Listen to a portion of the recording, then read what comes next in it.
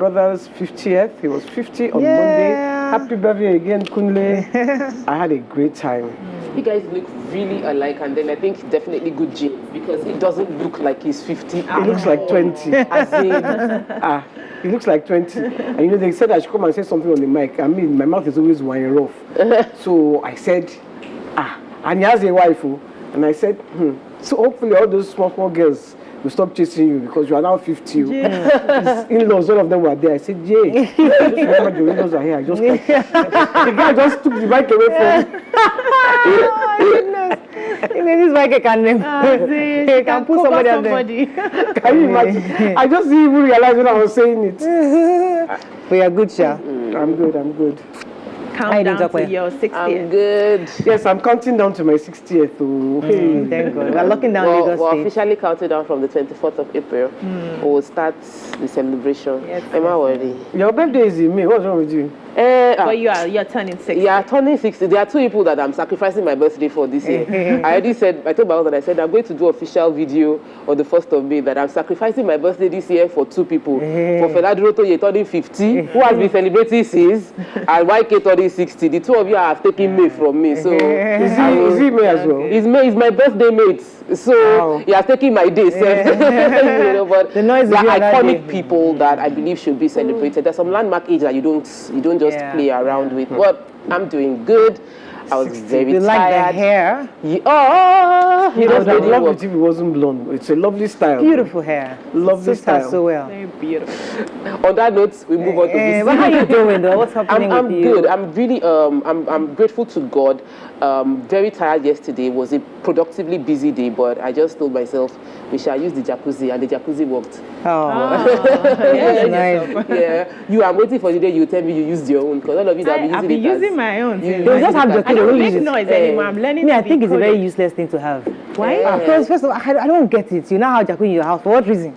Most people don't. But actually, it Relax. works. They don't work. My brother has. He It has. doesn't work the way it's supposed to work. When he lived downstairs, he moved downstairs. He now hold- got state of what the were art. you That one has expecting? TV, everything. TV won't work. This one won't work. I Yes, think and it even has eventually, AC. like, you know how the bubbles come out, the soap, and you have all the various, some of them don't work. No. So mine works. Okay. And I have used mine. Very well. And I hosted some kids recently, and they used mine. The music played, the bubbles came out, and everything. It worked. Did the TV work? So you have a high, Mine you have a doesn't high have a quality one, Yeah, because a lot mine of, works. when I go to visit people and they say, oh, jacuzzi, and I go there, Shati looking at you, like, Yeah, but you don't can use just soak it. yourself in the bath and just allow the It's oil. not the same thing as the the salt jacuzzi. to It just will work work for on a your few months. skin. Shebi, my brother, he's only worked for a few months. I'm sure it's not working again. I will ask him when he used it Shall lie last. down inside and allow the salt to I have work. a bath. I can lie down in my bath. Yeah, it really works because I used Epsom salt and it's very, very Yeah, relaxing. that's what I Okay, use. that's good, that's good. Yeah, How you doing? I'm doing amazing. So I was doing something yesterday, and we had to talk about Fumilayo Ransom Kuti. Oh, really? And her achievements as a women's activist and all the things she's done.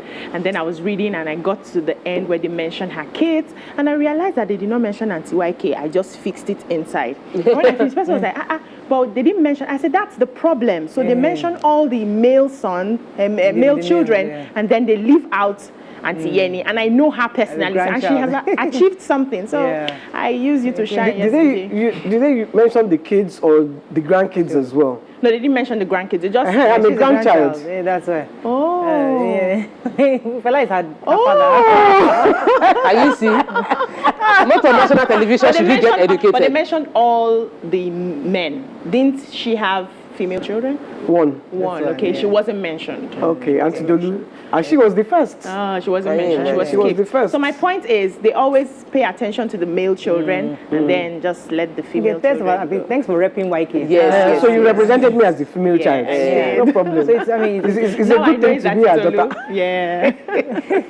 fantastic. Anyway, How you on my doing? end, same old thing. I'm happy. I'm grateful to God. What do you want me to say? You have to ask me about something now. I don't Yeah. know. So what's happening? How far your school? Yeah. School is ongoing. You know, we resumed last weekend, and I'm taking Break is classes. My dissertation, God help me on that matter. I'm praying to God for help, which is well. They are like Adeboye, praying to God for Nigeria. We are all praying, right? Can you not pray to We your don't have a creator? choice, so. That's everything good. No, we are praying. We are praying. so but we are praying. what I don't understand is when leaders ask for divine intervention for what is a human problem. Yeah. When it's a human problem, and see, God that put us on this earth gave us Capacity. this, think. So we can figure it out. You know, He is not going to come and spoon feed you. Or the Creator is not going to, because I don't know whether male or female. So for me, the Creator is sexless. Yeah. It's not going to come and spoon feed anybody. So when you are saying divine intervention, that means your leader don't have a. They're not using it. Everybody has it. Human But some don't use it. They're not using their number 6. Let's go. Or is it number 5 in this case? Let's have a break. But the point is that in all that we do, Yes, we we still continue need, to because pray. many of the countries that we Everything. still definitely need prayers. when you are doing something, you pray to God to help you, to assist you While in this thing doing that you are it. putting your energy into. Yeah. If I start my business, I pray to God to help Pray for me. favor. Okay, let's go on a break. When we successful. come back, we'll talk about it in the paper, because I know that you're probably referring to the fact that the GO went to go and say a refer. So we'll come to that in the paper. Stay with us. We'll be right back.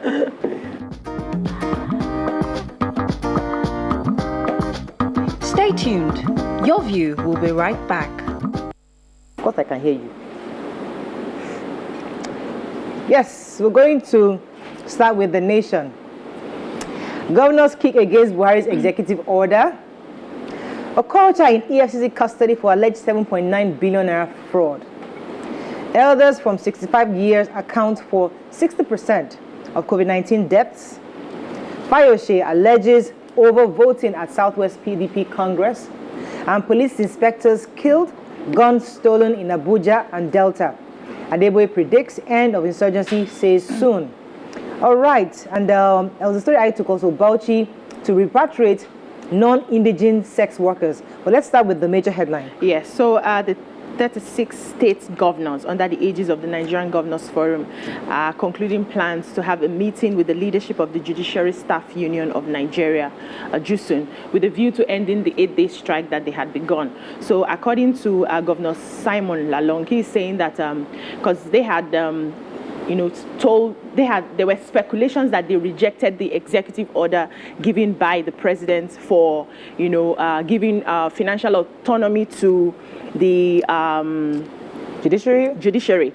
But he's saying that the executive order is actually different from financial autonomy. That financial autonomy is the law, but the executive order is just like a command. And what it's talking about is not the law, but talking about implementation. And for implementation to happen, they have to follow processes. They have to have a service commission and ensure that it goes smoothly. It's not something you just give an order and expect it to happen. Right. So they are asking that they have a meeting to understand that it's not like the governors are against giving financial autonomy to the judiciary, but it's going to take a while, and so they should give them that time to sort it out. So that's Okay, the story about Bauchi. So we know Bauchi is Sharia state, and Hizbah had arrested some sex workers. So what they did was that those sex workers that are indigents, they said they're going to marry them off because they became sex workers as a result of hardship in their families. But the non-indigents will be repatriated back to their states.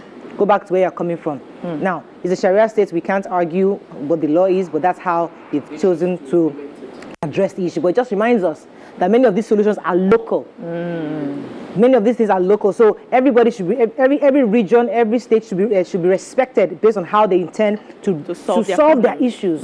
So I'm glad they didn't kill them. yes, but So I want to take okay. I can't complain. soldiers abducted, 2 policemen, police inspectors killed in Oyo, Delta, Abuja.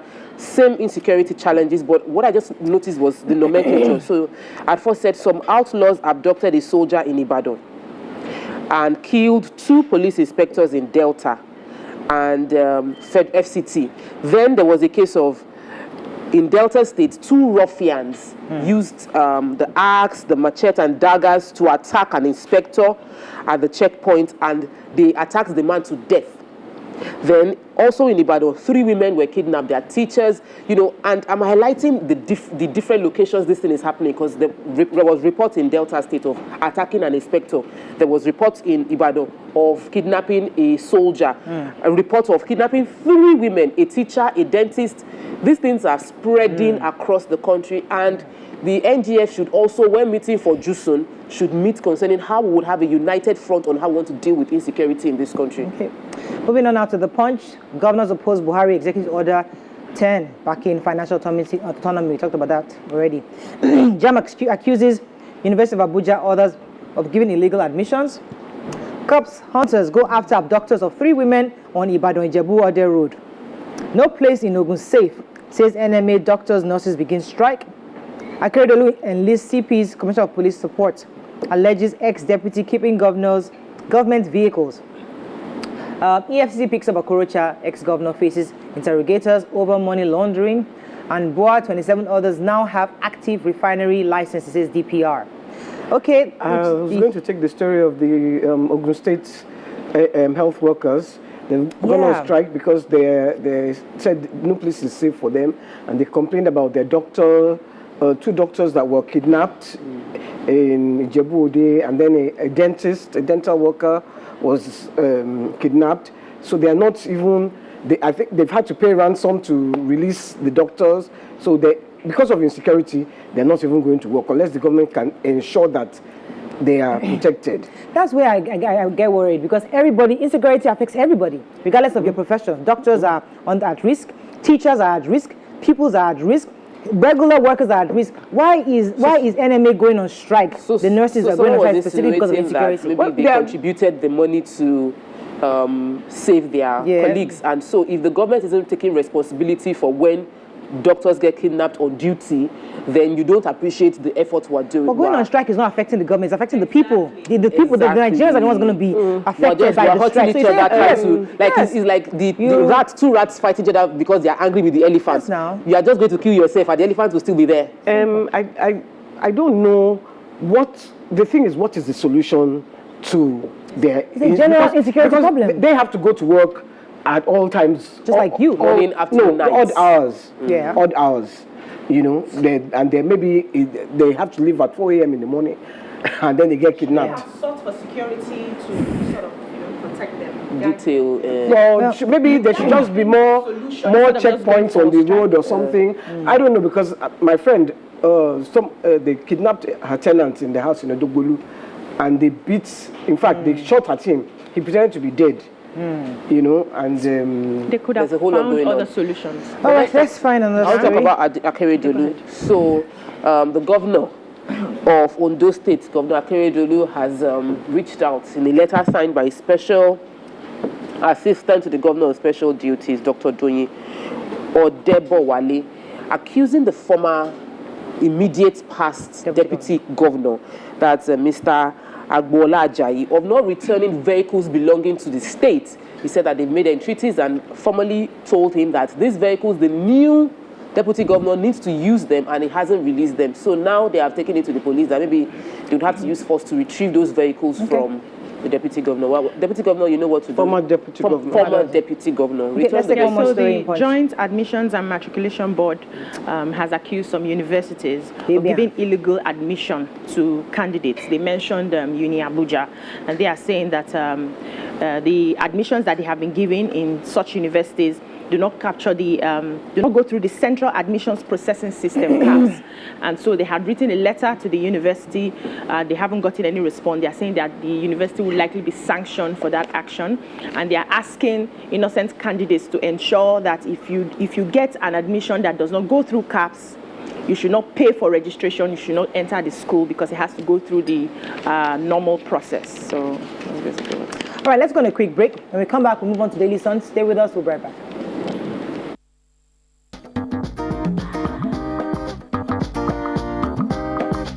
Stay tuned. Your View will be right back. Right, we're back. Let's move on to Daily Sun. Army recalls retirees as fight against criminals get tougher. EFCC arrests detains ex-Imo Governor Okorocha. Pastor Adeboye APC goes spiritual on security challenge. FG to rejig expatriate quota administration. IPOB dismisses Ebubeagu formation. COVID-19, US suspend use of Johnson & Johnson vaccine over blood clot. And Anambra Guba APC caretaker committee to meet on timetable sale of nomination forms. Okay, which story? Major headline? Yes, so the Army has started recalling some of his retirees to assist in fighting insecurity. So the Chief of Army Staff a meeting yesterday. It was more like a workshop. So it was called Veterans Affairs Directorate Workshop in Port Harcourt, and he was saying that one of the topic they had was harnessing the skills of retirees for national security. He was saying that they needed to recall all the people who have retired from the security agencies because they know that they have a lot to offer. So this fight is not just for the personnel that are currently working in the offices, but those who have retired who would have one or two ideas on how insecurity can be solved. And so everybody has to work hand in hand to solve this issue. They are going to be having these meetings regularly to get counsel on how to handle insecurity. So that is you. No, not that one. Sure. I have another story. The federal government, the Ministry of Interior, former Governor Rauf Aregbesola, has proposed to rejig the expatriate quota admission. I think it is a very, very important, administration is a very important story for us to pay attention to, because he said they'll be declaring a one-day interactive session where they will hear from people. For them, the goal of reducing the quota is so that we can have more transfer of knowledge, that jobs in Nigeria would only go to those to people that cannot be replaced by Nigerians, and over time you must transfer that knowledge to Nigerians to take over that position. But currently that's not the case. So the expectation is from Ministry of Labour, Ministry of Aviation, Ministry of Education, the Secretary for NCAA, that's for the aviation, that all of them will come and present their papers. And I think Nigerians should also present their own defense on how they believe we should manage expats, because Indians are taking a lot of jobs that can be done effectively by Nigerians. So we should talk about that. I have a whole book on that. Wow. Okay, there was a story I wanted to take. Pastor Deboye of the RCCG visited Governor El Rufai of Kaduna State. If you recall, recently, quite a few...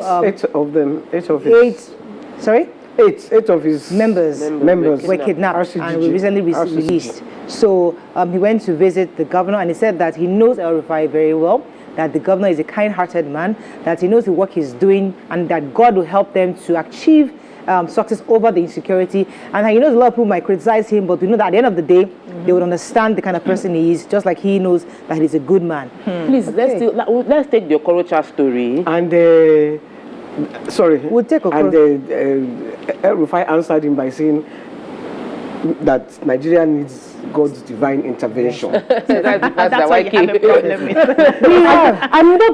I'm not saying that we don't need God. What I'm saying, the work first. Yes. I agree. Your people have been kidnapped. Are you going to sit down and be praying? Waiting for God to come and rescue them. Please, I want to before we leave. It will be part of the solution, but not the solution. There's just one story I want to quickly take this on. No. The Federal Capital Territory, FCT, is introducing Pack and Pay. So now it was fought against, and they stopped it in 2014 because the High Court said that it was not legal. It wasn't in the transportation plan that was signed in 2005. Pack and Pay where? Pack and Pay within Abuja. Okay. So anybody within Abuja, they have given 4 companies the right to charge you for parking on the road, and I think it is a revenue generating process. Yes. It was stopped, but they're now saying they've done all that the court asked them to do, and now they are going to implement it. These 4 companies will start implementing it again from 1st of May. I appreciate that, because those of us that go abroad, you can't park anywhere in UK, you can't park anywhere in US, yes, but there are parking places, there are trains, there are options. Yes. Trains are functional, there are underground parking you can pay for. Yes. Here you start these things without ensuring that there are options. So you can't park on the road,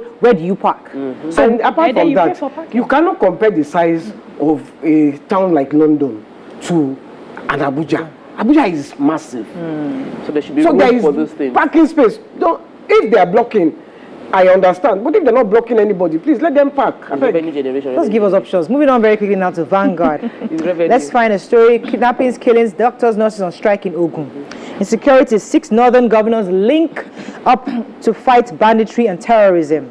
Hey, Ebubeagu, Southeast governors IPOB on collision course over Ebubeagu. Akeredolu petitions police over ex-deputy governor's refusal of return of the government's vehicles. Let's find a story we've not taken. EFCC arrests ex-Imo governor. Despite exiting recession, economy records negative 1.9% GDP decline. And no to hijab in Christian schools, says Khan. Okay, which story are we taking? The major story. Okay, no, go on.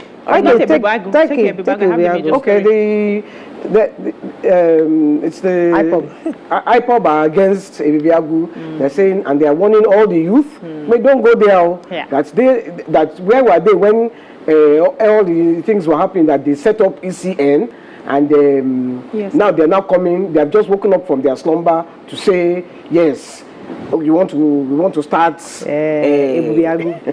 they say anything about what? How can you start this? You have not that when Amotekun started, they had the men on ground. They had already done everything before they now took it to the house. Now you just woke up and said you are starting. This, you don't have any framework. You don't have anything. It was an announcement. Yeah, they just made an announcement that they are working towards starting. They have been doing their own security since December. But we got on our show yesterday. Chief Waziri has told us that ESN is just an internet, social media outfit. So we don't know yet. But we'll see how they'll resolve it. We trust they would. But let's take another story. The major headline. The major headline. So according to the Niger State Governor Abubakar Sani Bello, he was presenting a letter of appointment to the new Emir of Kagara. Yesterday, he has said that six governors and states in the south, in the north, are coming together to have more like a regional body to fight insecurity. They are going to be working in collaboration to fight insecurity, just likened to what Amotekun has and Ebubago is planning to have. Essentially, right state now. policing, yes, regional policing. So he was, appealing to everybody to ensure that they provide basic intelligence that will help them fight the issues, saying that especially in some parts of the north, Niger State has been on the news for all the kidnaps that has happened in the secondary schools and all of that. And there was a particular man also who was arrested, 35-year-old man who was arrested for killing the chief imam in one of the states, in one of the Niger states, and they said that he accused the imam of sleeping with his wife, and so he used a rod and killed him. He was saved because they were about to mob him when the police took him. So investigations are ongoing, and these are some of the issues the new emir should look into working. Okay, let's take one more story in Vanguard. Yes, no to hijab in Christian schools. That's from the Christian Association of Nigeria. They said no to the bill to prohibit and prevent religious discrimination against adherents and practices of different faiths and beliefs in Nigeria. So what they're saying is there are enough laws. So can I say something? Sorry to cut you off. I don't like this headline. It's kind of inciting because when I read the story, what happened was that the House of Reps member who went to Khan in Abuja trying to lobby or seek for his support for this bill. And the Khan head there was trying to tell him that, listen, this is we've been resolving this for years. This hijab issue is not today. All the past governors, for example, in Kwara State, have found ways to resolve this issue with maturity. So bringing this bill is going to start a lot of kind of worms. That what we need to do is just respect every other person's religion. There was a way he said it in a very, very subtle way. But the headline is projecting, sensationalizing it, and that is not healthy. Because our readers don't even read; they just see the headline and they'll start an issue. So we need to be very careful on how we convey these messages going forward. But papers are normally sensational. But there's so much crisis in the country right now. That's when the politics heated already. We are heated. We need papers. We need bloggers to be sensitive and understanding that there is so much going on in this country. We don't need this stress. We don't need you to trend. Yes, it is really annoying. But that's pretty much it. So he was just saying, listen, this bill won't work. But he didn't just say no to hijab like that. Come on. He said we have laws and there's respect about everybody's faith. Okay, moving on now to the Nigerian Tribune. Let's find a story we've not taken. We haven't taken Okorocha. Leave Governor Okorocha, I beg you, please. Police operatives reject 0.5 million naira, that's 500,000 naira bribe, arrests suspect stolen items in Lagos. Let's find the governors move to end Josun strike, meet leaders today. Appeal court reinstates Edo Law Review Commission 13 years after dissolution. 12.5% Nigerian children die before age 5, says Health Minister. EFCC arrests Okorocha. Okay, which story? Yes, EFCC have arrested Okorocha. And there are two fraud allegations against him. 7.9 billion that he's supposed to have laundered when he was governor. And the other one is a hospital, a 1.5 billion naira hospital that was done in the name of his permanent secretary. And the money is entering that one's account. That one is a signatory to the account. So it's a 200-room state-of-the-art hospital.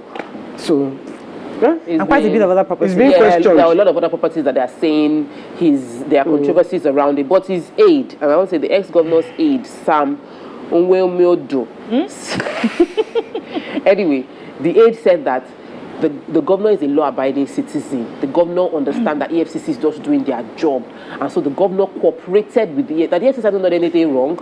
He's not accusing EFCC of anything. That the EFCC has a right to question him, and he has showed up cooperating with EFCC. That there are many cases in court that was instigated by the current governor, and that over time they would rule and everything will be cleared legally, but that he has no issue. The ex-governor is cooperating with the EFCC to resolve the issue. He had refused to go to court. He had tried. He had gone to go to the EFCC. He had tried to get a court order to stop him being arrested. That's 5 suspects were caught red-handed stealing. They had the rods of an engineering company that they were cutting away at about 3 a.m. and then were stopped by the police.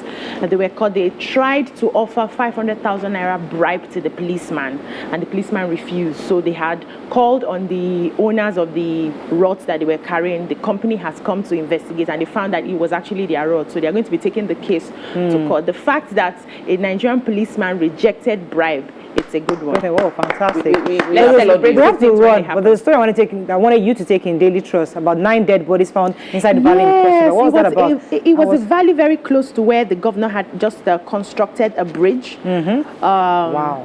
And they said they just started perceiving some very foul smells from that valley, only for them to investigate, and they realized that they had in Calabar, Cross River, they had a lot of dead bodies. I think they saw about 9 of them. People die and they throw them into the valley. So investigations are ongoing to understand where was the cause of the death. Was the cause of the death? Why are they throwing people there, and who is likely responsible for all of that? It's well. It's very low. I don't even know what to say again. That's all we can take on Front Page Review. When we come back, we'll move on to the hot topic for today. Chibok girls. Stay with us. Don't go anywhere. We'll be right back. Stay tuned. Your View will be right back.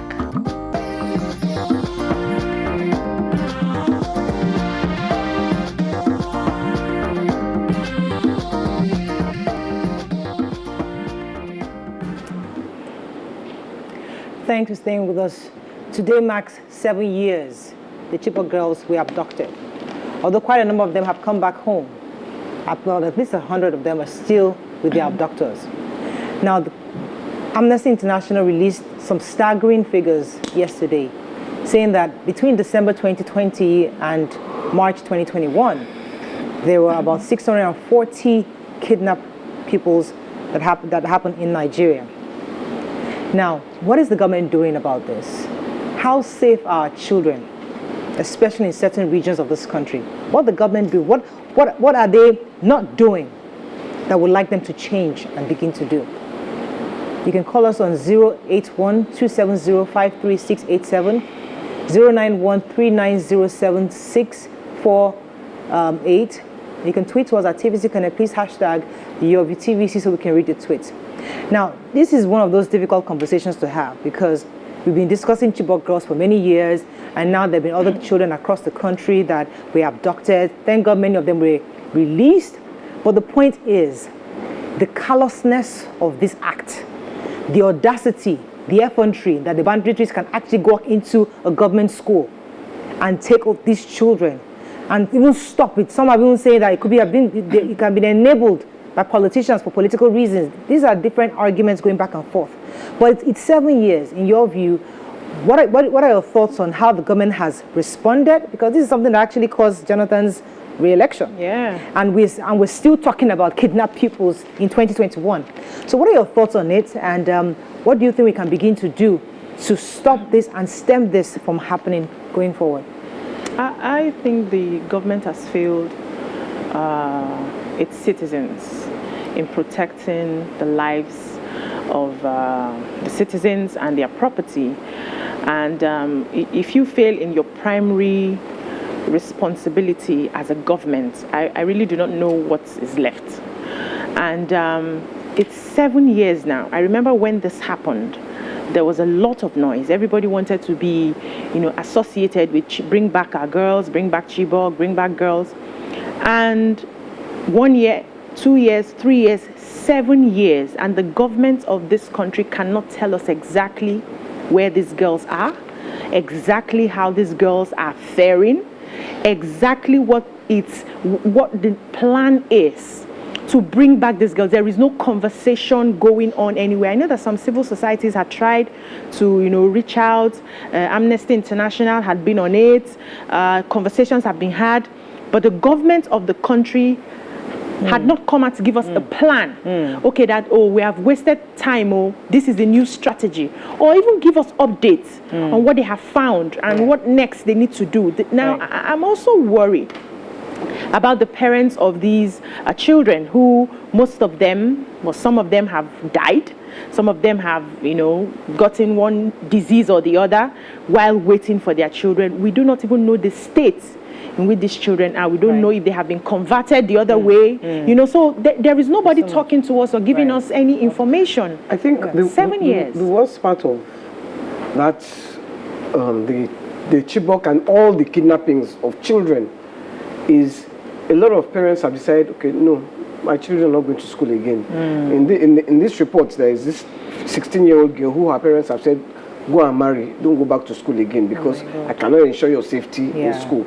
So it is disturbing the education of these young kids. And you see, education is very important for the continued prosperity of a nation.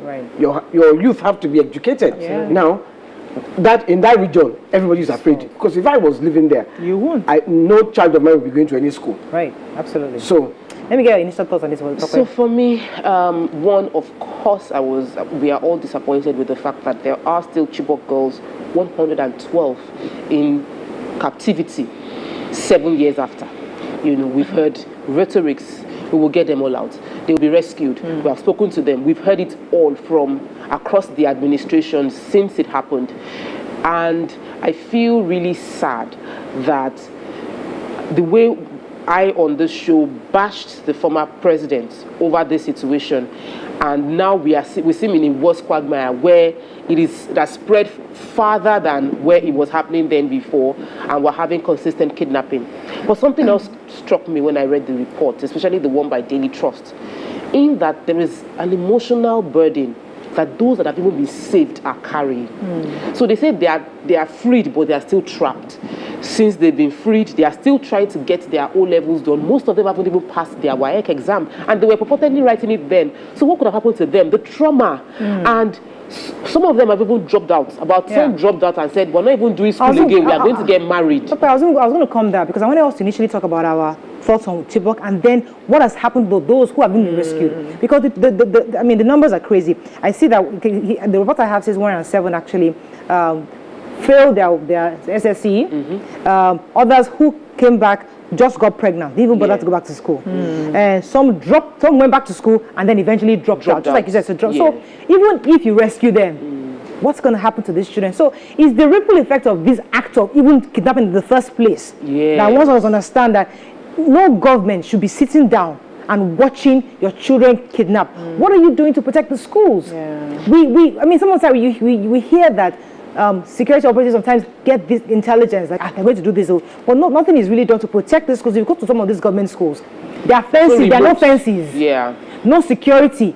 There are no way to, I was happy, was it Kaduna that they found one way to alert the security operatives when they saw the kidnappers, and they were able to foil their attempt of kidnap. But the point is, what else is being done across all the other states? So while our NGF are meeting on a regular basis to discuss funds, to discuss strike, I think that this is the most important issue in this country, kidnapping, especially of our children, number one. Number two, I also feel that we were playing lip service to how serious this matter is to us. So we now have a case where we don't have a united front on how we will deal with kidnappers. That's a major thing now.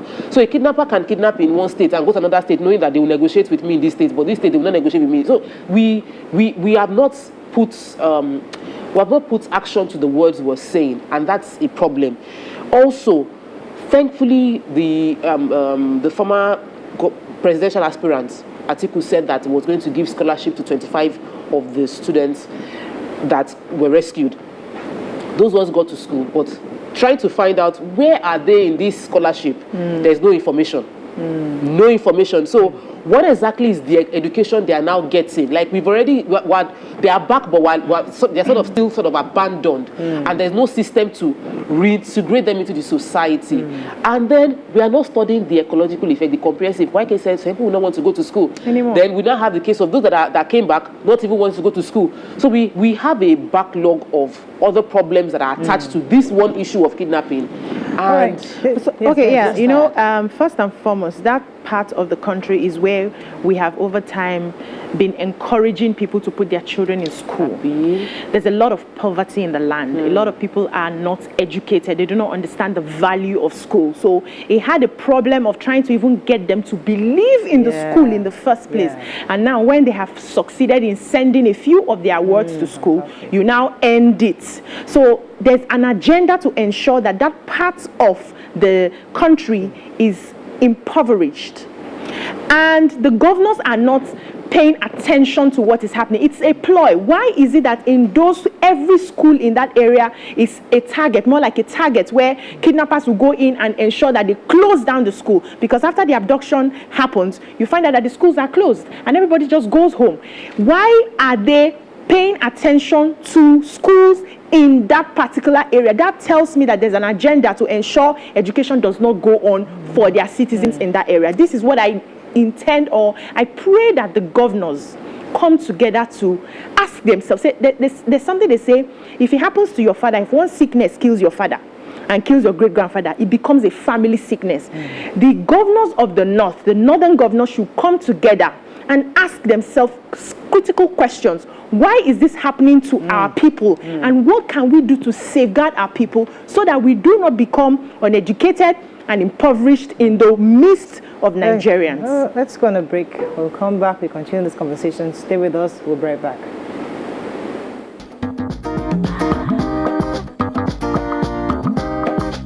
Stay tuned. Your View will be right back.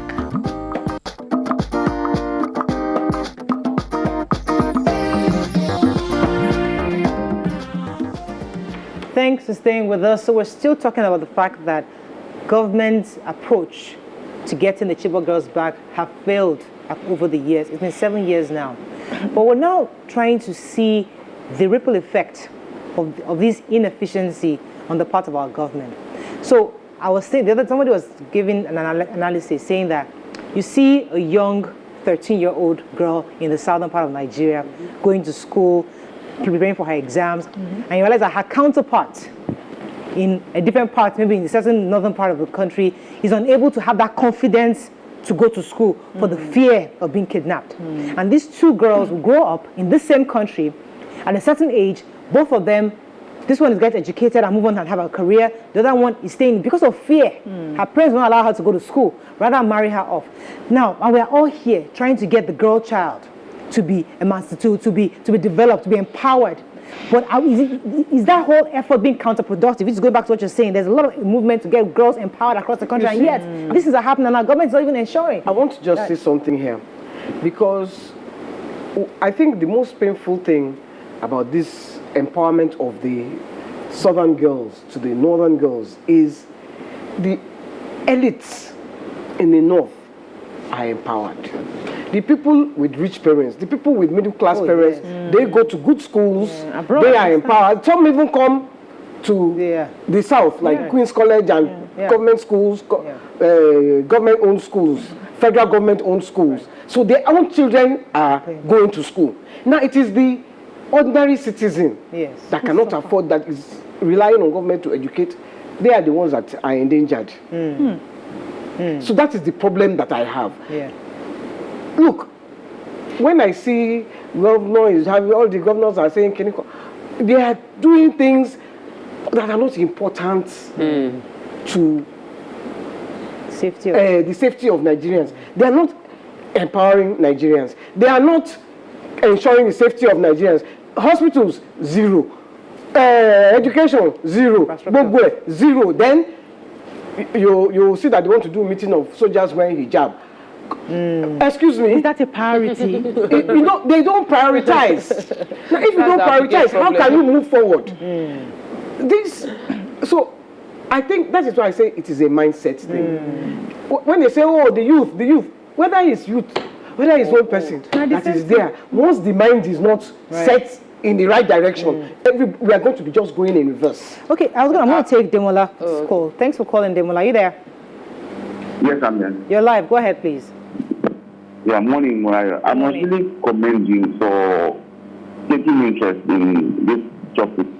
But I want you to realize that a child kidnapped at 13 then is already of marriageable age today. Let's be realistic about this whole matter.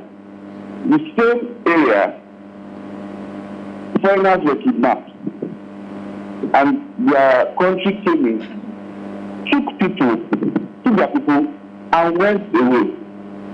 Personally, I believe our government is insensitive about this whole matter. I believe for saying that if you have a problem, you can talk to Auntie there. Can you help me out? Because you feel she can actually help you out. But there have refused international support. Severally, that we have heard about. I believe personally there is no to it, and we should stop deceiving ourselves in this country. Oh, Demola, I would have loved to continue that conversation. Okay. You see, I need to be sure that we're on the same page on what I said earlier. There are some children, maybe because of their ethnicity and all that, a 13-year-old, they can be married. That is their culture, and that is fine. Nobody's saying anything against that.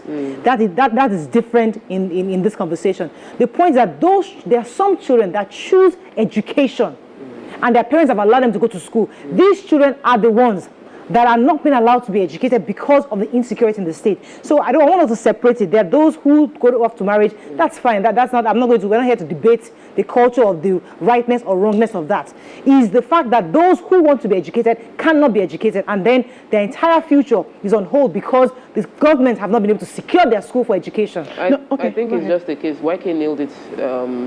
Yes, mindset, but more of misplaced priority. For me, it is very, very hinged on misplacing the priority. What is very important to us? Nigeria, as at I think 2 years ago, we surpassed India as the headquarters of poverty.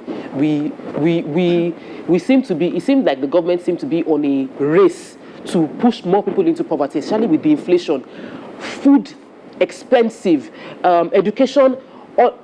And which is the way out of poverty, the way to solve problems in your society, the way to change the economical landscape of your country is to educate people to be innovative and to solve problems. These numbers of people that you have are your solutions, but you have decided to see them as, okay, if I keep them here, I can continue to lord over them, because an empowered mind will fight what is going on in this country. An empowered mind will not take it when all the expenses and budget allocation is going more to your personal bills, to paying your hospitals, to funding your life, as opposed to funding the general populace. Enlightened mind will fight it. Why did we have a lot of people during NSAS coming out? The people that they were the educated ones now, Twitter, education. So the more enlightened people are, the more they will not take being oppressed or being taken for granted. Yeah. So it serves to the political class purpose to keep people uneducated. What they don't realize is that the side effect of it is your buying power will keep on reducing. Your population is the one that should fund you. The oil that is feeding you right now is going down. And no matter how many years you think you can keep on milking crude oil, the real resource we have is our people. Is the human resource that is our biggest value. Let me take this call from Victor. Are you still there? Yes, I'm still here, Mariah. Go ahead, please. All right. Good morning, ladies. Good morning. There was a time that I sent you a message on Instagram with regard, I think it's Black Lightning. They use Grandpa's thingy for their show, Black Lightning. And I was like, Auntie, I hope you guys claim for this, because obviously that's some sort of money. You can't use the last song, and then you guys won't get anything out of it. Anyway, that's by the way. The thing is, there's a perception of those of us in London, in UK, abroad, that we think there's a certain way Nigerians. We in UK, in the abroad, we are kind of worried for Nigeria. We are so on point. But when I call and I speak to my friends back home, they just dismiss it like, don't worry, it's happening outside. It's not happening in the mainland. It's not happening where the action. And I'm like, what are you talking about? So I am worried because I want to come home. I want to come and spend a lot of time at home. But there is that dismissive, don't worry, it's the media that is raising everything. I've got a friend that I was speaking to yesterday, and he just kept on cutting me short, like there's nothing happening.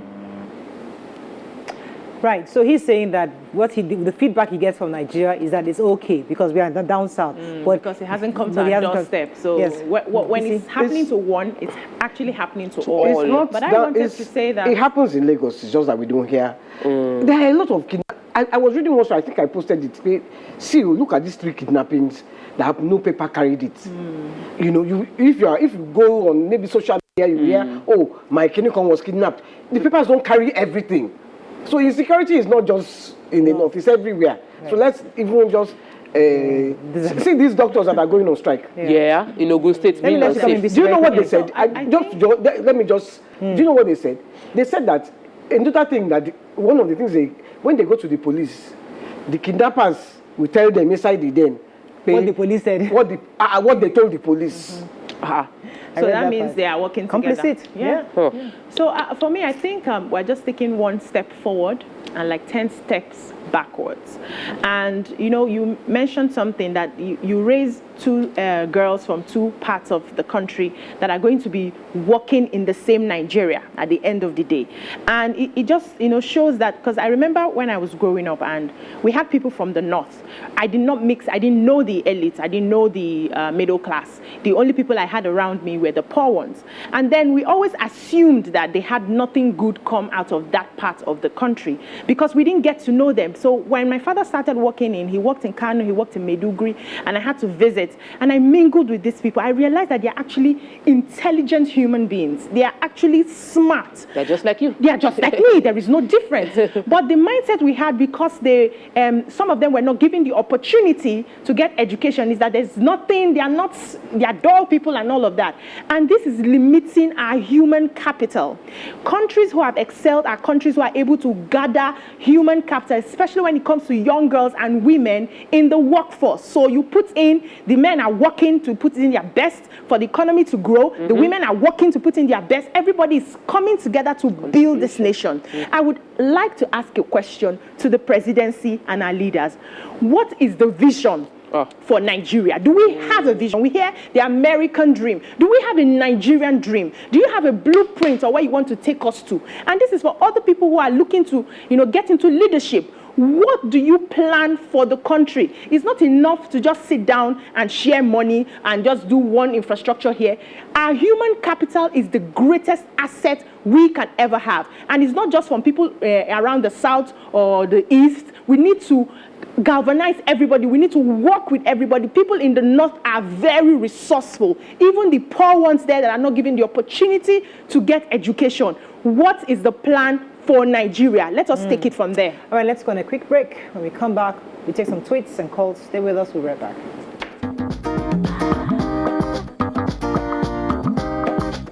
Stay tuned. Your View will be right back. Thanks for staying with us. So we're going to take this conversation back to Chibok because the girls, at least 100 of them, are still in captivity. Yep. The ones that were abducted recently, some are released. We don't know how they're faring. We don't know if they're back to school. Some of them have tried to come back to school. Others have been dropped out. I would like us to really talk about ensuring the safety of our schools across board. How do we, number one, what can we begin to demand of the government to bring back those ones? And if they come back, do they want to come back? We don't know that. But how do we prevent this from happening again? Because as I said earlier during my previous intro, I think it was in Kaduna, where they were able to put in some kind of a system that once you see these intruders, you either call the number or hit a bell or something, and that thing was scuttled. It was scuttled. They were unable to take the children. I think it was a Kaduna State that happened. Can we replicate that across board to protect these children? Because we don't want to hear of another kidnapping that happened in schools. 100%. 100%. So for me, I think that we were not deploying YK. Honestly, I'm just quoting YK a lot today. But because you preempt everything that would be the preferred solution in terms of we're not being resourceful with what we have. Like we have a brain.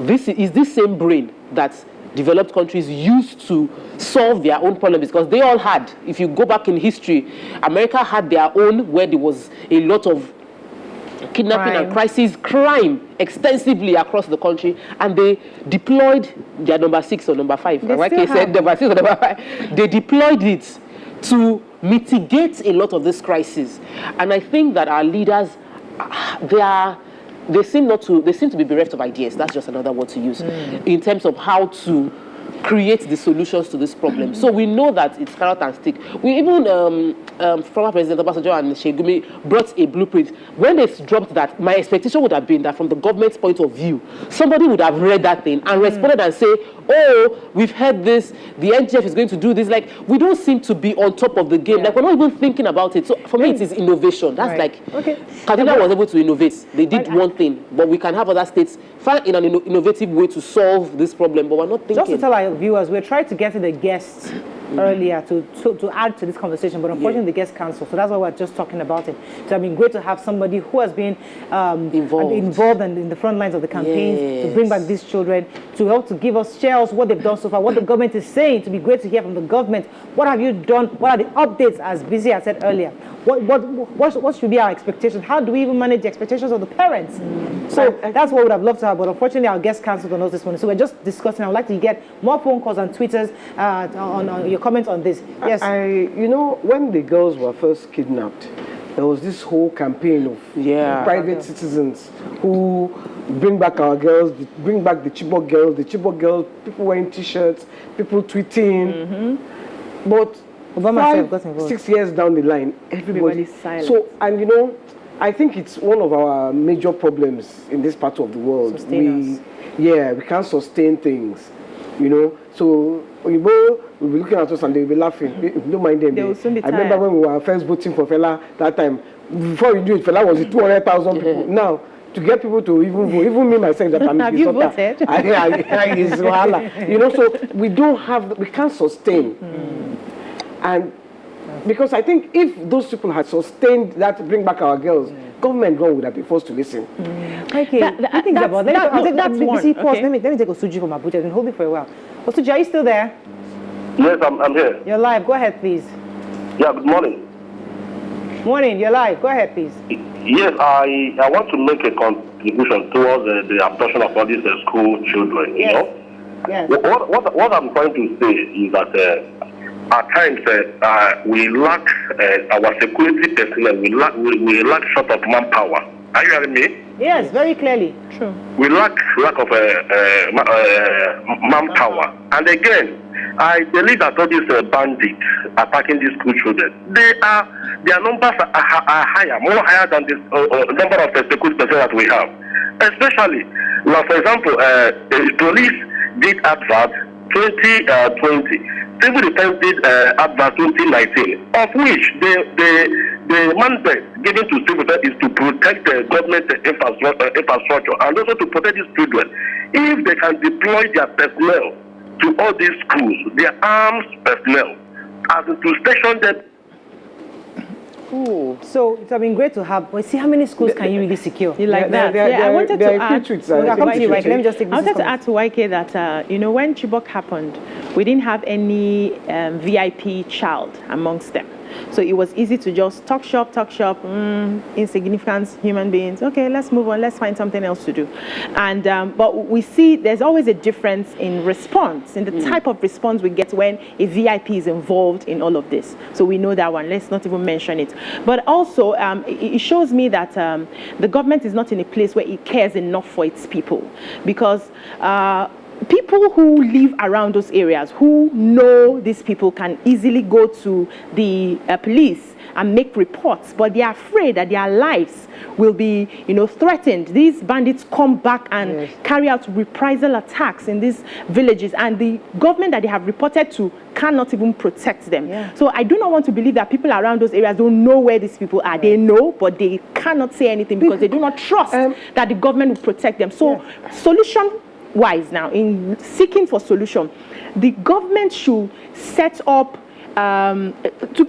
should give us that confidence that if you come and give intelligence reports, you will be protected. You will be taken out of that area. When we do that, first of all, we can find, in case they are saying they do not know where these girls are, we can find out where they are, and then you make plans to rescue them. Yes, now. And it was not implemented. I want to disagree with you about the Chibok girls. That it was because there was no VIP. Because Obio Zekwesili, Aisha Yusuf. No, they are children. No. Their children were not there now. That's what I'm saying. But they really. I mean, it was they carried that thing on their head. Yes. They really did. No. And I give them kudos for that. No, you don't understand what I said. I said if the VIP children, maybe one or two of them were involved among the children abducted, the government would have reacted differently. Oh, okay. That's what I meant. That's what I said. I thought you were saying they didn't fight for them, because they did fight for them. We have to run, unfortunately. Do you have any tweets, please? Yes, let me take the tweets. Professor Enna Kenna. Northern Nigeria, who are already skeptical of sending their kids to school, will become even more circumspect if the lives of their kids aren't guaranteed going to school. Government has failed if they can't fix this pocket of crude criminality going on. Hopelessness is a sin, though. FGN must do all it can to fix this conundrum of banditry, kidnappings, and insurgents. The future belongs to hope and not fear. Government must deploy every arsenal it can to put a stop to these pockets of kidnappings of school kids. KB, it's tiring discussing security issues every day without headway. We need a holistic approach to solve this issue. We need state police so that federal security agencies can focus on terrorism. Bilikis says our country has turned into a war zone because surviving the day is an uncertain battle. It's crippling because most Nigerians in diaspora truly wish to invest back home. I know this for a fact, but who is guaranteeing your safety, the investments, and success? Disheartening. Should I take one more? Go ahead. Baba Oloye, you see, there is no vision. You can imagine if the presidency is in the south, the northern leaders would say there is a plan to uneducate the north. The solution starts with trying to find out who is a Nigerian. Kolade, the Nigerian security issue have some political backup, and the security personnel are using outdated weapons compared to the terrorists. I think we need some foreign aid from foreign countries in our political system. We have to wrap up. I think I'd like to just remind us that a lot of organizations, civil society, NGOs have done years and years of work to get children in certain regions to have education, to expose them to Western education. Unfortunately, this insecurity have pushed them back scores.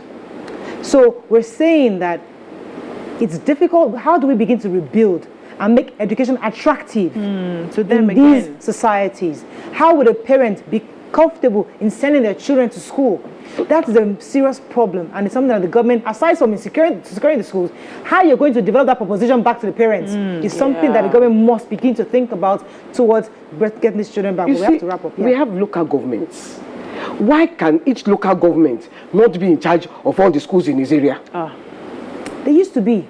I can't understand back in the day, right? Yes. See, okay, this thing is deeper. No, it's the decay. Yes. The years and years of decay. That's why if an Obasanjo gives me a secular, I will not read it. No, even if there's a solution inside the you won't read it. Because the reason is that he has been there. Listen, he has been there since. Yes. He has been there since the 70s when I was a kid. I am now 60 almost. Don't give me solution because you could have implemented the solution when you were there. Don't come and implement it when I'm not there now. And even the same Obasanjo told us recently that it was the weakening of the local government. Remember, they're still fighting for autonomy because if the local government was collecting their money directly, Maybe, but we saw them that in the past they've abused it. That's why they take the money through the states and let the state then give them. So it's a whole deal. Then the governor will now sit on who is going to be the local government chairman. The local government chairman. Unfortunately, we have to wrap up on this. But honestly, our hearts go out to the families. We just continue to pray that one day your children, they'll be reconciled with their children.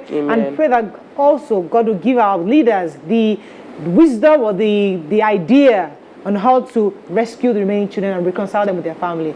That's all we can take. That's going to break. We'll be right back.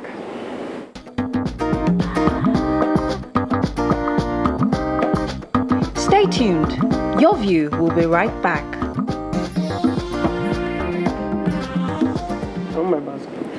Thanks for staying with us. So moving now to an issue that's affecting many Lagosians. So Lagos, the warnings by the Nigeria Meteorological Agency on rainfalls is not the only major source of worry for Lagosians, but the potential opening of dams by the neighboring states and border countries are usually also a major source of concern for both the state government and the residents. Especially it's putting us at risk of working in, for those of us that work in the flood-prone areas. Now, join us on the show now is the special advisor to the governor on Lagos State Drainage and Water Resources, Mr. Joe Igbokwe. Good morning, Mr. Igbokwe. Are you there? Good morning. Mario, I'm here. Okay, we might need the volume increase a bit so we can hear you, but welcome to the show, sir. Right, so... Thank you very much. Yeah, nice, better. We are quite worried because we have this conversation every single year, especially when the dam is about to be opened from neighboring states, and the expected flood is a cause for concern for many Lagosians. What is the government doing right now to ensure the safety of Nigerians who live especially in the flood-prone areas?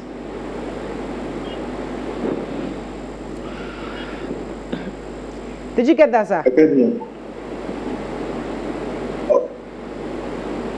Hello, sir. Yes, I can hear you. Did you get the question? Yes, I can hear you now. Did you get the question? I got it. Okay, go ahead, sir. I got it. Okay, in the office of the Drainage Lagos Ministry of Environment, we work every year, dredging our canals, constructing new channels, concrete channels, every year. And then we also have the FAG gang, Emergency Flood Abatement Gang. They work every day in Lagos. As I speak to you now, we have been able to dredge 42 primary channels, that big channels in Lagos, and about 192 collector drains, not the small ones. And the FR gang has been able to deal with 307 kilometers long stretch of drains across the metropolis. So we're on it. We're on it, and when you go to construction of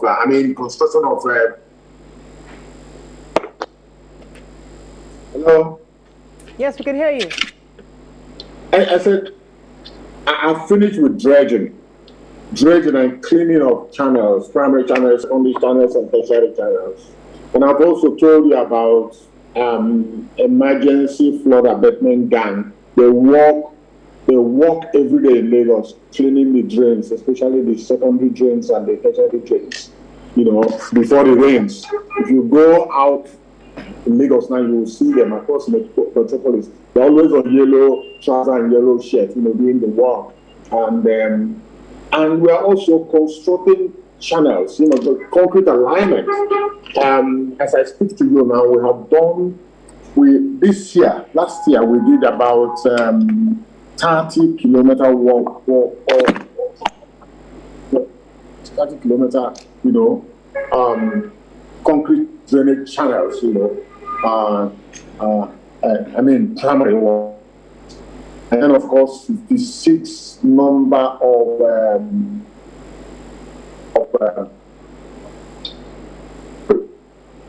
the secondary channels.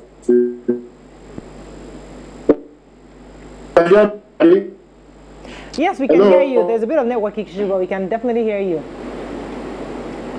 So you're telling us how many drains have been cleared? Okay, let me repeat what I said. I said last last year we were able to construct. I moved away from cleaning to construction now.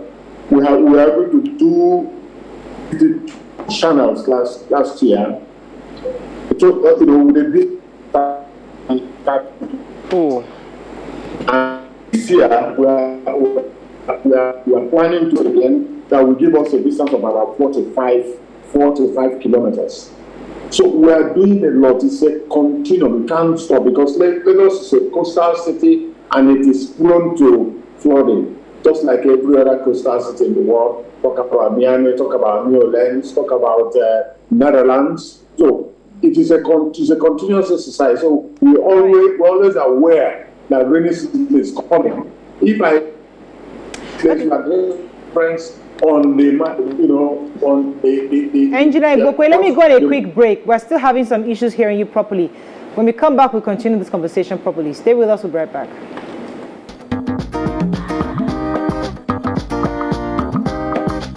Stay tuned. Your View will be right back. Thanks for staying with us. We still have the special advisor to the governor of Lagos State on drainage and water resources, Engineer Joe Ibokwe. So are you still there? I'm here. Yeah. So you told us the work that has been done and the work that you've done concerning creating and building those channels.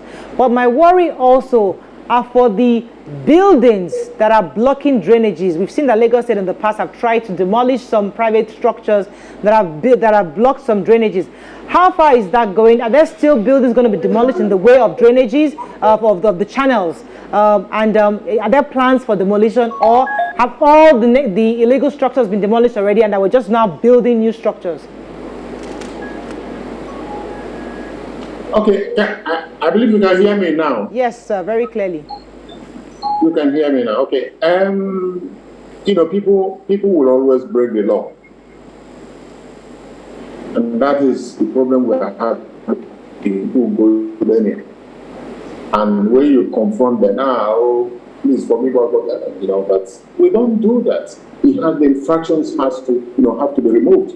So that is what we're doing. It's so that people building in low-lying areas where flooding, if you have flooding, if you have too much flash flooding, it will settle there, and when within 2-3 hours, it will just move away. People are not supposed to build that, but you see people pushing there. Just like people putting refuge into the channels. This is the issue that we are doing. So if you go to build 10 meters, we always allow 10 meters both sides. If you go to build on 5 meters away from the channel, you should know that we have to remove it. You should know that we have to remove it. And that is what we've been challenging them. So we are working. We are removing it. There are people are complaining, but there's nothing we can do about it. Right. We have to secure other people who are living around that vicinity. So that's what we do. Okay. We have an enforcement unit, in the Office of the Environment. Right. Okay, guys. Yes. Oh, so, sir, there's some areas that usually might be advised to relocate. Some locations, there are people building on water areas that will be advised to relocate. Is there any plan for Lagos State to provide shelters for those that might need to relocate, who can't afford to move into maybe a hotel or somewhere else to stay? Do we have any such plan in place in Lagos? No. Did you? Can you hear me? Yes, sir, we can. Okay, I think we'll have the producer call you. Go to illegally. It's difficult to have a conversation with you when the internet is down. So we might have to give you a call via phone clearly and have an audio conversation. But it's a very scary time because people do every year, especially in those living in that area that our producer lives at. Yes, Arekpo area. That's one of the areas that gets really flooded. In fact, the government at the time always tell people to relocate for that period. Yes. And it happened last year where many had to relocate for that season. I don't even think it's just the flooding. It's just climate change. The heat. Yeah. The heat is second to none. Then when it rains, the rain is second to none. Yeah. So it's just climate change. And I think What we need is for someone to tell us the steps we need to take long term, that the climate change is not, because for instance, the generator, Lagos is full of generators. So everywhere. That is not, it's carbon monoxide emissions. Yeah, to the ozone layer and all that. But you see, YK, I think another thing we always talked about is the fact that the government in other countries prepared their citizens for this period. So it's one thing to announce, flood is coming, but another thing to teach us how to do this. So now, Lagosians will say, every time they're telling us to relocate, but there are ways you can actually protect yourself. You know how when a storm is coming, they teach you to pad up your windows, you go to the basement, there's a way. When hurricanes are coming, you know what to do. So there's a system in place to protect yourself. I know there's some instances where you cannot protect yourself from flood, it happens, but you find higher ground, you find ways of protecting your family and loved ones. But it's like, here, it's coming, just run away. We don't have business. What can we do? And the citizens factor. The fact that we are the ones that litter our drains. Yes. We're the ones that litter. We don't clean them up. We don't have enough good system to clear up the system. That thing that we do every Saturday. Environmental. That was supposed to help clear. It wasn't helping, YK. The drains. People were not using it. They were just sleeping at home. That's the truth. And so we have our guest back on the show. Hello, sir, are you there? Yes, I'm here. Yes, via the phone. All right, good to have you back. So, BC had a question for you. All right, sir. I wanted to ask the plan for a continuation of, preparation. So, for every time it's about to flood, we just hear giddy, giddy, giddy, giddy. Yeah. We're doing this, we're doing that. And afterwards, everybody just relaxes. Is there a plan to follow through if it's the drainages to be able to maintain it continuously so that it's not when long-term plan. It's a flooding time, everybody's running helter-skelter? Should they put that plan in place right now? No, I've told you we have a very big plan every year. Like I said, last year we were able to do 42 big channels. Dredging and cleaning. As we are cleaning, you see the refuse coming back with the next rains, and that's the way our people live. And we were also, and we did almost 100 kilometers of it.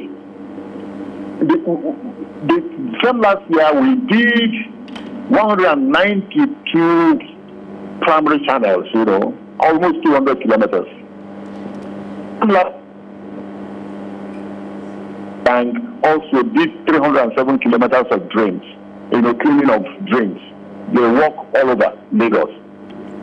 And this year, we are going to do 32 number bigger channels, bigger primary channels, 32 number, and they totally 72 kilometers.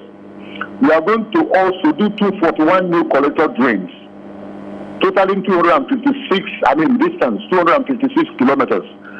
And then the effort gang is supposed to cover 100 kilometers next year. So this is a continuum. This is what we do every year. It's just that the behavior of our people, they are refuse disposal is not yet too good. People are still dumping things into drains. There's a particular channel, System 6, very close to Lagos State University Teaching Hospital. If you go there and see the quantum of refuse that are coming through and get the road, the Munshi to that place, you won't believe it. If you clean it today, tomorrow if you go back, you still see the same thing. So it's the way we live. People are still dumping refuse into the drains. We move from the tertiary drains, the one in front of their houses, to the secondary drains and then to the primary drains. And then, all these things, some of them go into the lagoon. But, some of them are still there. So we still go to remove them. If you go back next week, if it rains, we still go back to remove again. That is the way we are, the way we live. And we've been trying to educate people. Do you think if you go to live in the low-lying areas, if you go to dump refuse into the drains, then there's a price. You have to pay the price.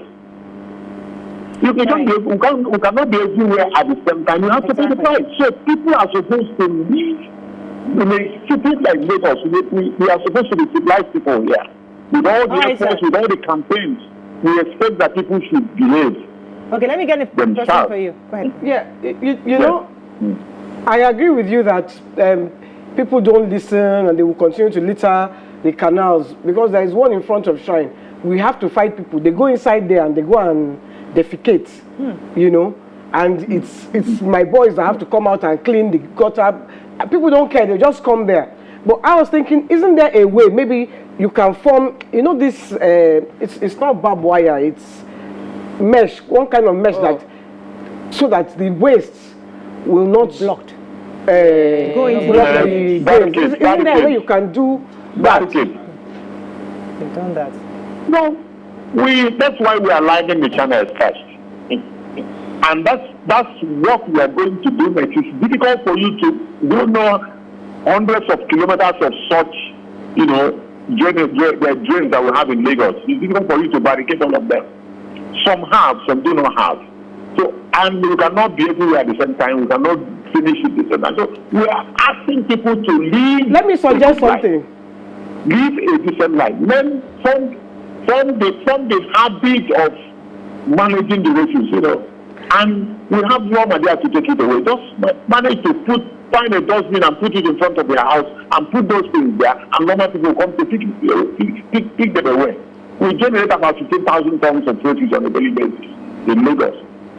You know, a city of almost 24 million people. So it's a big problem. But in the office here, the office of the Drainage and Ministry of Environment, we are doing everything humanly possible. If we talk about low-lying areas like Kara Bridge, Opik, you know, as you move down towards Agony, and then of course Odoniri, those people living close to that canal are prone to, you know, they will see flooding. Their houses, and we get them every year because the state will always release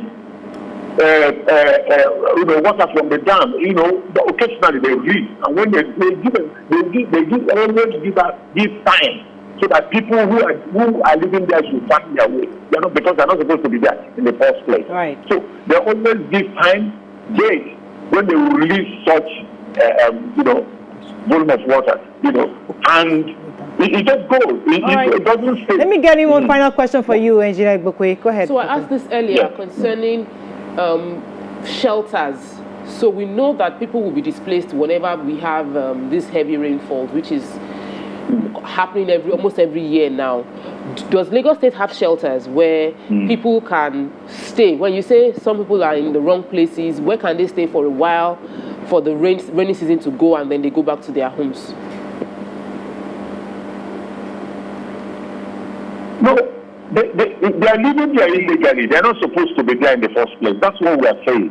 Okay. They are not supposed to live there in the first place. So nobody owes them any explanation or to compensate them. You know, we always tell them to leave the low-lying areas because it's nobody sold that place to them. They will just go there and put up one makeshift house and just remain there. So you don't expect government to start compensating people when they break the law. You know, action carry consequences. Right. We have to run. You don't expect us to compensate you for breaking the law. Yes. I was going to suggest that, you know, those places where they go and defecate, maybe you put those chuku there. So when you don't bend down, you will chuck your ass. You won't go back on TV. All right, Nigeria, let me let you go at this time. But I'm going to probably invite our viewers to make some suggestions on what we can do to solve this problem, because from what you've said, the government is making efforts to build the new channels, clear the drainages, but there's a responsibility of the citizens also. And maybe we can also advise governments on what they can do to support the government in ensuring that, because I mean, we see people going into malls. You don't drop dirt in the malls because why? There are lots of bins every single place. I know Fashola tried to do it at the time, but still it wasn't effective. What can we begin to do to help citizens understand how to properly dispose their trash? Let's go on a break. When we come back, we open our phone lines. Thank you very much, Engineer Igbokwe, for joining us this morning. We're going to break now. We'll be right back.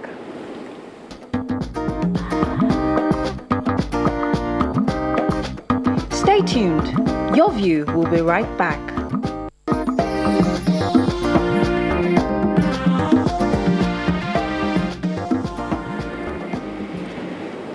Thanks for staying with us. All right, so we've spoken to the government official and who has told us the work the Lagos State government is doing to help clear the drainages. But there's also that part of citizen responsibility, and that's what we're going to open our phone lines to hear what Nigerians, what we can suggest maybe to the government on what they can do. Like I said earlier, that we have to find ways to maybe put some deterrents to stop people from defecating across the state. And I was looking at it that can't we even provide, I know as a former governor of Lagos State tried it then, but maybe there's a different way of doing it.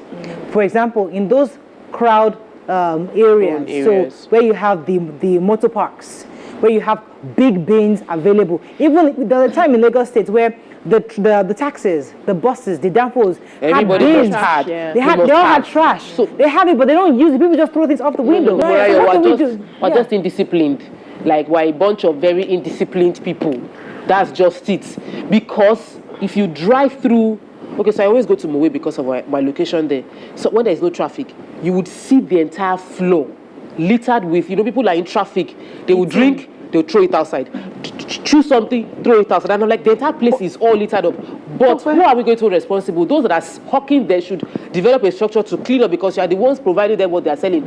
And even when Fashola instituted this dustbin and all of that thing, we didn't continue. We don't have continuity. It forced us to comply and then we just... Because I was just going to say, when Fashola was governor, you dare not throw anything outside the window. They will throw it back inside. Yes, everybody's policeman. Yes. Do you understand? Leadership, Murayo, honestly. Suddenly, and that's the sustenance that I'm talking about that we don't have. We're not able to have. So it was during Ambode's time that things just went back. It's not difficult to rebuild. Everything just went back. So I would suggest. I'll come to you, BC. Let me take this call from Ari Batishe from the UK. I like that name. Sorry, Murayo. You're live. Go ahead, please. You see, I don't know whether Mr. Joseph has done. Nevertheless, you see, the problem of flooding in Lagos is a very long time I think the past military or the civilian government constructed canals. Those canals only have the metropolis they are completed. The purpose of those canals were to empty wastewater down to the ocean. All those things contributed part of the flooding we are experiencing in Lagos. So that was why I was trying to get Mr. Ibope. How? Because I knew he's an action man, and every available record indicates that he has done a very wonderful job there. But to remember that to continue how those canals should be completed because some of the powerful people in the society make those canals unavailable for water to empty into the ocean. There are ones that they started to do there in Kota, Ajebole there. There are so many who get in the footprint in Lagos there. Oh, thank you, Mr. Ibati. So I would like to suggest that the government does more like a sensitization campaign. So put it out in ads, in billboards, on TV, because what you see, you accept and you become. So everywhere you go, you see, no, don't put litters here, don't, defecate here, don't do this, be a responsible citizen, and over time, that will happen. It will become a reality. Also, I also want us to, take responsibility in being accountable to each other. We should hold each other accountable. So if I see Morayo dropping trash, I will go and pick it up. This is not where. So we should call out one another. The problem is, when it comes to, we always like to wait on government to do the work for us. We are the government. So if I see that something is going wrong and I say, no, we're not releasing you till you pack this thing right now, and every other person enforces it, it will begin to happen. We need to be real about it. But what happens is, because it's not me that threw it, you just look away. We need to work together. I'll share my experience. Let me know why I can jump in. I just wanted to say, the dustbins government, those are the things the government should make sure that they do. Put have those that. bins so that there is somewhere to throw it. Because if I'm walking on the road and I'm eating something, When you finish putting your handbag, don't expect everybody to put it in their handbag. They might not have handbag. Look, if it's a the banana, dustbin is there? if it's banana, will I put banana in my handbag? Put it So in your handbag when you make get sure. home. Look, make sure. Yeah. In England, Everywhere.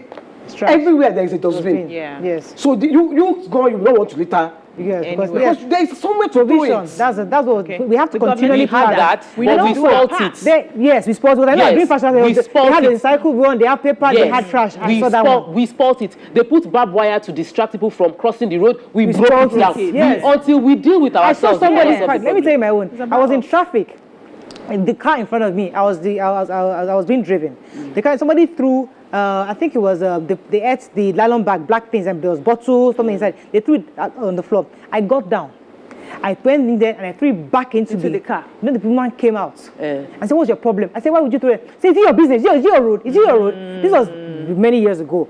And she I hope you forced me. said yes. Did anybody gather you? Of course, Yes. they What just did be they anti say? the thing concern you. That's Everything the concern you. problem. So Yes. I You as need a to tackle citizen, that. did what I thought was right. Yeah. But everyone say, "Auntie, fine, mind you're going Not to what can you we thought was concern right. you?" You did what is about it. right. Yes, But our environment is they will not support acknowledging. it. So we Yes. must. That's why that trash is required. If you every taxi car, every Uber driver, every bus, every transportation vehicle must have multiple trash bins. Number one.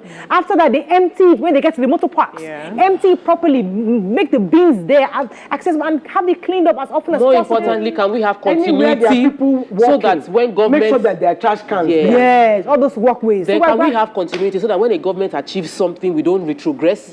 Because right now, I feel like there's a major retrogression Step from back. where Fashola had Yes, left Lagos. yes, yes. Tinubu left, Fashola improved, and then we just seem to have lost everything. Engineer Boko said something like that people should not live in low lines. Going back to the sensitization that BC said, we must have information on where we should not build. Because somebody tried to sell land, to a family member of mine, somebody that is swampy. They were about to, my in-law was about to pay 80 million naira. Jesus. I just said, bros, my husband just said, let me go and check this They place didn't do for you. research? No, they live abroad now. They just and they took pictures of dry land for them, and they just like, oh, fantastic. God. My husband said, let me just go and help you check. If you see the place, Hey. swamp. If there's no way, if you build it, your house will collapse. So this thing needs to be transparent. Tell us, People go on the need to have website. information. Let us know the places where we can build, where we cannot build. Where are the low lines? Not just website though, because it's not everybody that goes That can on access internet. that. though. TV, Yes. local Adverts, languages. everywhere. Use local You languages see, to give information is key. Yeah.